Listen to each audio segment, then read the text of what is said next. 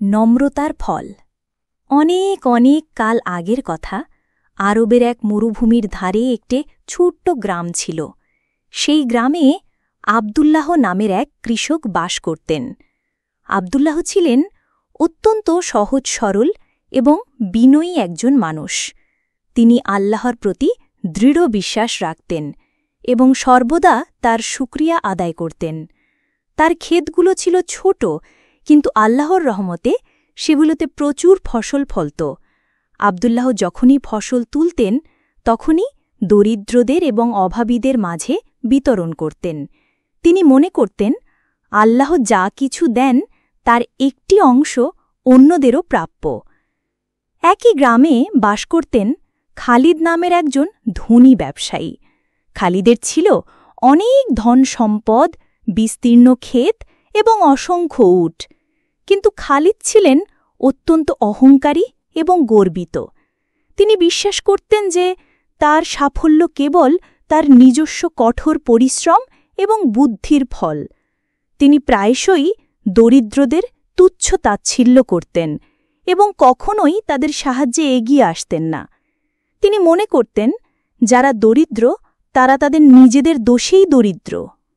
একদিন গ্রামে এক ভয়াবহ খরা দেখা দিল। সূর্যের প্রচণ্ড তাপে মাটি ফেটে চৌচির হয়ে গেল, নদীনালা শুকিয়ে গেল এবং গাছপালা মরে যেতে শুরু করল। গ্রামের মানুষ পানির অভাবে হাহাকার করতে লাগল। আবদুল্লাহর ক্ষেত তো শুকিয়ে গেল, কিন্তু তিনি আল্লাহ তাআলার প্রতি বিশ্বাস হারালেন না। তিনি প্রতিদিন আল্লাহর কাছে বৃষ্টির জন্য 2 হাত তুলে দোয়া করতেন। তিনি গ্রামের অন্যদেরও ধৈর্য ধরতে এবং আল্লাহর কাছে ক্ষমা চাইতে বলতেন। অন্যদিকে খালিদ তার ধনসম্পদ নিয়ে বিচলিত হয়ে পড়লেন। তার বিশাল ক্ষেতগুলো শুকিয়ে যাচ্ছিল এবং তার উটগুলো তৃষ্ণায় কাতর হয়ে পড়ছিল। তিনি ভেবেছিলেন তার সমস্ত সম্পদ হয়তো ধ্বংস হয়ে যাবে। তিনি আল্লাহর কাছে দুয়া করার পরিবর্তে বিভিন্ন পীর, ফকির এবং জাদুকরদের কাছে সাহায্য চাইতে লাগলেন, কিন্তু কোনো ফল হল না। তার অহংকার তাকে আল্লাহর দিকে ফিরে আসতে দেয়নি। কয়েক সপ্তাহ পেরিয়ে গেল। গ্রামবাসী চরম দুর্দশার মধ্যে পড়ল। খাবার এবং পানির অভাবে মানুষ অসুস্থ হতে লাগল। আবদুল্লাহ তখন তার নিজের অল্প খাবার এবং পানীয় অন্যদের সাথে ভাগ করে নেওয়া শুরু করলেন। তিনি বলতেন, আল্লাহ আমাদের ধৈর্য পরীক্ষা করছেন, ইনশাআল্লাহ তিনি অবশ্যই আমাদের সাহায্য করবেন। গ্রামের অনেকেই আবদুল্লাহর এই উদারতা দেখে অবাক হতো। তাদের মনে প্রশ্ন জাগত, আবদুল্লাহর নিজেরই তো তেমন কিছু নেই, তাও কেন তিনি সবকিছু বিলিয়ে দিচ্ছেন? আবদুল্লাহ তাদের বলতেন, দান করলে কখনো সম্পদ কমে না, বরং আল্লাহ তাআলা বরকত দান করেন। একদিন দুপুরবেলা, সূর্য তখন মধ্য গগনে। গ্রামের সবাই যখন হতাশায় ভুগছিল, ঠিক তখনই আকাশে কালো মেঘ জমতে শুরু করল। প্রথমে 1 ফোঁটা, তারপর 2 ফোঁটা, আর এরপর মুষলধারে বৃষ্টি নামতে শুরু করল। গ্রামের মানুষ আনন্দে আত্মহারা হয়ে গেল। তারা আল্লাহর শুকরিয়া আদায় করতে লাগল। আবদুল্লাহ তাআলার কাছে কৃতজ্ঞতা জানালেন। তার চোখ দিয়ে আনন্দাশ্রু গড়িয়ে পড়ল। বৃষ্টির পর সবুজে ভরে উঠল চারদিক। আবদুল্লাহর ক্ষেতগুলো আবার প্রাণ ফিরে পেল। কিছুদিনের মধ্যেই তার ক্ষেতে নতুন ফসল ফলতে শুরু করল। এবারও আবদুল্লাহ আগের মতোই তার ফসল থেকে দরিদ্রদের এবং অভাবীদের মাঝে বিতরণ করলেন। অন্যদিকে খালিদের ক্ষেতগুলোও প্রাণ ফিরে পেল, কিন্তু তার মন ছিল অতৃপ্ত। সে বুঝতে পারছিল না কেন তার এত সম্পদ থাকা সত্ত্বেও তাকে এমন দুর্দশার মধ্য দিয়ে যেতে হল। একদিন খালিদ আবদুল্লাহর কাছে এলেন। আবদুল্লাহকে তিনি খুব শ্রদ্ধার চোখে দেখতেন, যদিও তার অহংকার এই শ্রদ্ধা প্রকাশ করতে দিত না।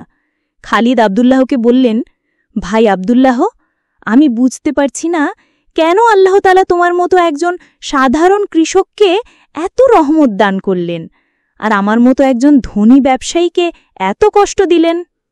আবদুল্লাহ মুচকি হেসে বললেন, ভাই খালিদ, আল্লাহ তাআলা তার বান্দাদের ভালোবাসেন যারা বিনয়ী এবং তার উপর ভরসা রাখে। সম্পদ কোনো বড় ব্যাপার নয়, বড় ব্যাপার হল আল্লাহর প্রতি আমাদের বিশ্বাস এবং তার সৃষ্টির প্রতি আমাদের দয়া। তুমি যখন অহংকার করতে এবং দরিদ্রদের অবজ্ঞা করতে, তখন তোমার সম্পদ তোমাকে আল্লাহর কাছ থেকে দূরে সরিয়ে রেখেছিল। আর আমি যখন বিনয়ী ছিলাম এবং আল্লাহর প্রতি ভরসা রেখেছিলাম, তখন আমার সামান্য সম্পদও আমার জন্য বরকতমার হয়েছিল। খালিদ আব্দুল্লাহর কথা মনোযোগ দিয়ে শুনলেন। তার চোখ থেকে অহংকারের পর্দা সরে গেল। তিনি বুঝতে পারলেন তিনি কত বড় ভুল করেছেন। তিনি আল্লাহর কাছে তাওবা করলেন এবং আব্দুল্লাহর মতো একজন বিনয়ী এবং ধার্মিক মানুষ হওয়ার সংকল্প নিলেন। সেই দিন থেকে খালিদও দরিদ্রদের সাহায্য করতে শুরু করলেন এবং আল্লাহর উপর ভরসা রাখতে শিখলেন। গ্রামের মানুষ খালিদের এই পরিবর্তনে খুবই খুশি হল। এই গল্প থেকে আমরা কি শিখলাম? এই গল্প থেকে আমরা শিখলাম যে বিনয় এবং আল্লাহর উপর দৃঢ় বিশ্বাস আমাদের জীবনে কতটা গুরুত্বপূর্ণ।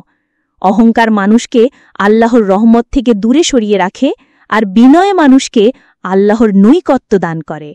আমরা যত সম্পদশালী হই না কেন, আল্লাহর প্রতি কৃতজ্ঞতা প্রকাশ করা এবং তার সৃষ্টির প্রতি সহানুভূতিশীল হওয়া আমাদের নৈতিক দায়িত্ব। দান করলে সম্পদ কমে না, বরং আল্লাহ তাতে বরকত দান করেন। ধৈর্য এবং আল্লাহর উপর পূর্ণ আস্থা রাখলে কঠিন সময়ও কেটে যায় এবং আল্লাহ তাআলা তার বান্দাদের সাহায্য করেন।